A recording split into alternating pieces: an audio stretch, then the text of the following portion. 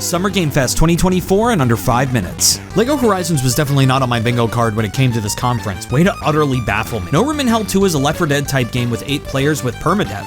That sounds fucking awesome. I know Harry Potter had a huge game last year, but is the series really relevant enough to get a Quidditch spin-off in 2024? From the same dev as Choo Choo Charles, Cuff Bust is a 20-player multiplayer game where you must work together to break out of jail. It looks really wacky, and I'm down. Star Wars Outlaws sure is a Star Wars game. Neva is yet another indie platformer that has a pretty art style, and this one in particular gives me Ori vibes with its fluid animation. This trailer was trying to be the Halo 3 trailer so bad, but I forgot that that was filmed with real figures and a real camera. I was fucking blindsided though when I learned that this was actually Civilization 7. Black Myth Wukong had some nice cinematics, but I wish we could have gotten some gameplay, especially since this game comes out so soon. Asgard's Wrath 2's trailer was so short I blinked and I missed it. Once Human had me with the cinematics, but the gameplay looks like your run-of-the-mill shooter. At least the demon designs are sick. Warhammer Space Marine 2 looks so much like the first game that I thought it was a re-release. Metaphor is a new RPG created by the directors of Persona, and it's just a Persona ripoff. That doesn't mean I'm not gonna play it day one anyway. Batman Arkham VR is a new VR game where Batman must fight the Rat King. This game looks pretty cool cinematics-wise, but I'm so bummed it's a Quest exclusive.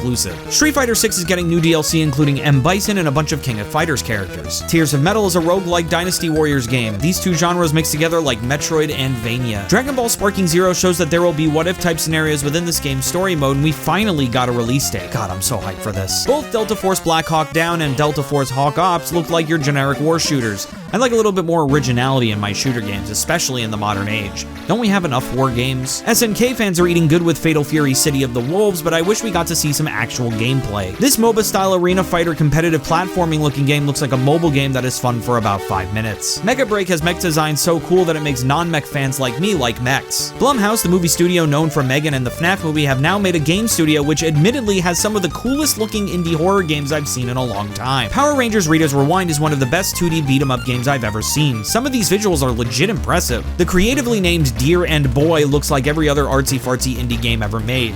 Notice how all the character does in this trailer is walk. The fact that we got an action RPG with the word kingdom in it in this conference and it wasn't Kingdom Hearts 4 is the funniest cock tease this conference could have given us. Slitherhead is a horror game where you can possess people, use demon powers with those people, and fight other horrifying demons with said powers. This just sounds like a game made for me. Killer Bean looks like a GTA with nutsacks. In all seriousness, this game looks way more fun than it has any right to be. Karen is the best looking mountain climbing simulator since Getting Over It with Bed of Foddy. Wanderstop is a farming sim with a side of PTSD made by the same devs as the Stanley Parable, and knowing that there will be a horrifying twist in this game is why I want to get this already. Unknown 9 Awakening looks like Tomb Raider if you were able to possess people. Even with that description, would you believe me if I said this game just looks generic? Monster Hunter again? Anotria The Last Song is a dark fantasy game with no gameplay, so why is it even here? The First Descendant. Where's the pizzazz? Among Us developers Inner Sloth pull their own Fazbear initiative and help produce new indie games with a company called Outer Sloth. Among Us is also getting a TV show that has too many famous actors involved for me to be comfortable. Sonic X Shadow Generation shows off some new Venom abilities for Shadow and some new stages like Rail Canyon and Kingdom Valley.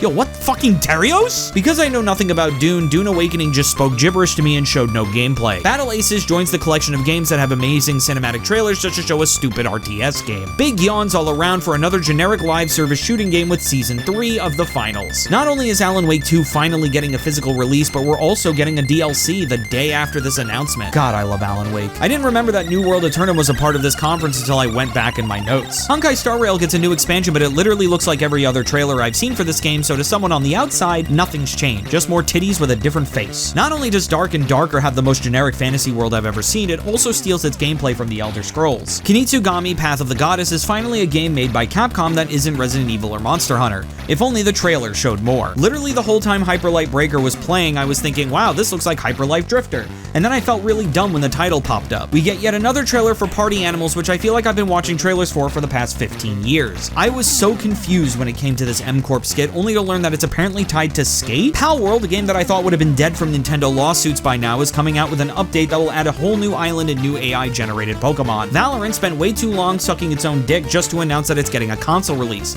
Don't think Summer Games Fest is a place to suck your own cock. We get a short clip from Inside Out 2 because there's a fake video game character in it. Well, that's a stretch. Why did they put this YouTube ad inside my Summer Games Fest? Really? Points for having BoJack Horseman, though. We already got Monster Hunter once in this conference. Why is it here again? Ghost of Tsushima, I mean Phantom Blade Zero, is yet another sword game with a dark aesthetic and cool combat. Once again, just because it's a ripoff doesn't mean I don't like it. You're welcome for saving you 2 hours of your life because I just told you